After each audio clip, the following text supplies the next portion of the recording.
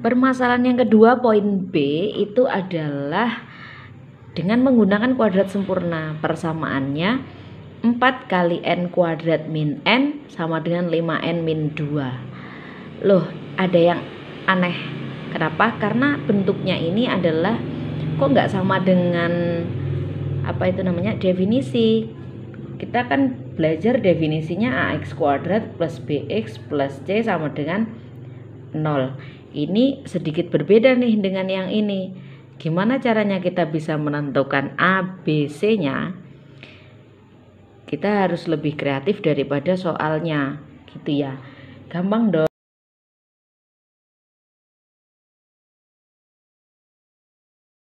Ke bentuk persamaan kuadrat sesuai dengan bentuk umum. Gimana? Berarti ini 4 kali n, 4n kuadrat min 4n sama dengan 5n min 2. Kemudian 4n kuadrat min 4n ini pindah ruas jadi negatif 5n plus pindah ruas 2 sama dengan 0. 4n kuadrat min 9n plus 2 sama dengan 0. Nah, ini jadi agak mirip nih, kan gitu. Nah, yang perlu kalian tahu, membentuk suatu persamaan kuadrat sempurna itu yang menjadi ciri apa? Ciri bentuk persamaan kuadrat adalah saat x plus a kuadrat ini bentuk persamaan kuadrat sempurna. Kayak gitu. Ini kan sama dengan x plus a kali x plus a. Kalau yang memfaktorkan tadi kan dua angka tadi yang sebelah sini dengan sini kan berbeda, min 2 sama 1 kan tadi. Nah, sekarang ini harus sama. Lah, inilah yang disebut persamaan kuadrat sempurna.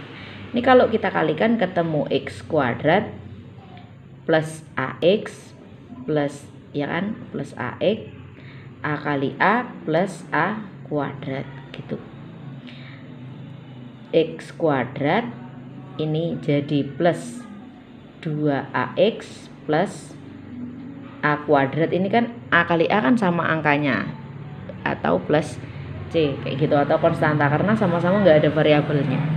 Ini yang disebut dengan persamaan kuadrat sempurna. Atau bentuk lainnya lagi x min a kuadrat. X min a, x min a. Berarti di sini x kali x kuadrat, x kali min a adalah min ax, min a kali x itu adalah min ax, min a kali min a adalah plus a kuadrat. Di sini kita bisa tahu 2ax plus c kayak gitu. Nah, inilah yang disebut persamaan kuadrat sempurna. Tugas kita memanfaatkan bentuk persamaan kuadrat sempurna ini untuk mencari akar persamaan kuadratnya. Sengaja banget Budi kita pilihkan contoh soal yang lumayan kreatif atau enggak langsung kayak gitu, biar kalian juga langsung tahu bahwa realitanya matematika itu banyak sekali tipe model soalnya. Jadi enggak terpaku pada contoh soal yang mudah, akhirnya kalian nemu soal hanya menyesuaikan contohnya dan mengerjakan soalnya, tapi kalian harus paham konsepnya. Bagaimana membawa konsep ini ke dalam sini, ya kan pertanyaannya. Lah, supaya ini bentuknya sesuai dengan persamaan kuadrat, ini kan sudah sesuai, cuman untuk persamaan kuadrat sempurna kita harus merubah a ini sama dengan 1. Gimana caranya? Gampang ya, berarti tinggal kita bagi dengan 4. 4n kuadrat dibagi 4 berarti kan tinggal n kuadrat. 9n dibagi 4 gimana, apa bisa? Tulis aja 9/4n. Di matematika nggak ada yang nggak bisa. Plus 2 dibagi 4 berarti 2/4 sama dengan 0 dibagi 4 0 gitu. Nah, sekarang meskipun ini bentuknya agak nggak menarik atau peran kayak gini nggak bulat, tapi ini tetap harus kita selesaikan kayak gitu. N kuadrat min 9 per 4n plus 2 per 4 sama dengan 0. Kita rubah ke bentuk kuadrat sempurna. Di sini ada 2a dan di sini a. Berarti kalau kita bentuknya n plus gini kan? Ya kan? Berarti kan a ini sama dengan n. Lah kalau di sini ada 2a terus kemudian di sini a, berarti nilai yang ada di sini itu adalah setengah dari ini. Ya, setengah dari B ini kalau dilihat-lihat kan ya tuh, setengah dari B. Sekarang B-nya di sini apa? Negatif 9 per 4. Setengah dari 9 per 4 berapa? Atau dibagi 2, 9 per 4 dibagi 2. Berapa 9 per 4 dibagi 2? Berarti negatif, karena ini negatif ya, sorry. Berarti ini negatif 9 per 8. Bagi yang nggak tahu ini 9 per 4 dibagi 2, ayo ini pelajaran SD kelas 3-4. Tolong dipelajari kembali terkait pecahan.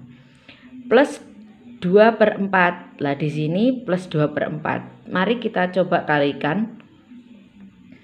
N min 9 per 8 ini hasilnya berapa? N min 9 per 8 kali N min 9 per 8. Di sini N kali N sama dengan N kuadrat. N kali min 9 per 8, 9 per 8 N min 98 kali N berarti min 9 per 8 N plus 9 kali 9 per 8 kali 98 berarti 81 per 64. N kuadrat di sini min 18 per 8 N plus 81 64. Berarti di sini N kuadrat 18 dibagi 8 itu kan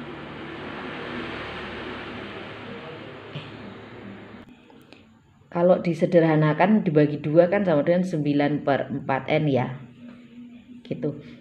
Nah, yang membedakan adalah di sini 81 per 64. Di sini yang kita butuhkan adalah 2 per 4. Berarti ini perlu dikurangi. Ya kan? Dikurangi selisihnya antara 1 per 64 dikurangi 2 per 4. Berapa? 81 per 64 dikurangi 2 per 4. Kita samakan penyebutnya menjadi 64. 81 dikurangi 32 ya. Coba nanti dicek. 32 berarti 81 kurangi 32 49 ya. Berarti 49 per 64. Agar di sini mencapai hasil 24 berarti di sini harus dikurangi 49 per 64 sama dengan 0. Gitu. Nah, inilah yang disebut bentuk kuadrat sempurna.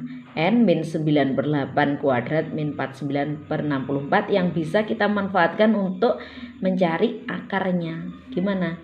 N min 9 per 8 kuadrat sama dengan kita pindah ruas 49 per 64 menjadi positif ya, pindah ruas. Di sini kuadrat. Berarti kita hilangkan kuadratnya.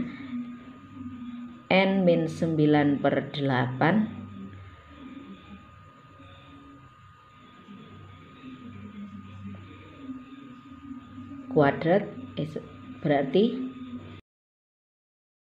akar dari 49 per 64. Berarti N min 98 plus minus akar 49 berapa? 7. Akar 64 8. Plus minus itu artinya berarti hasilnya bisa saja positif 7 per 8 atau negatif 7 per 8. Dari sini kita punya akar persamaan kuadratnya. Berarti untuk N1 berarti sama dengan 7 per 8. Ini pindah ruas jadi positif. 9/8 sama dengan 16/8, hasilnya 2. Atau kita peroleh N2 nya. N2 ini ganti yang negatif yang kita pakai. Ini kan tadi yang positif nih, 7/8 nya. Sekarang kita pakai opsi yang negatif. Negatif 7/8. Ini N-9/8, saya pindah ruas, berarti plus 9/8. N2 nya sama dengan 2/8. Selesai, kita telah menemukan solusi atau akar persamaan dari persamaan kuadrat tadi dengan metode kuadrat sempurna.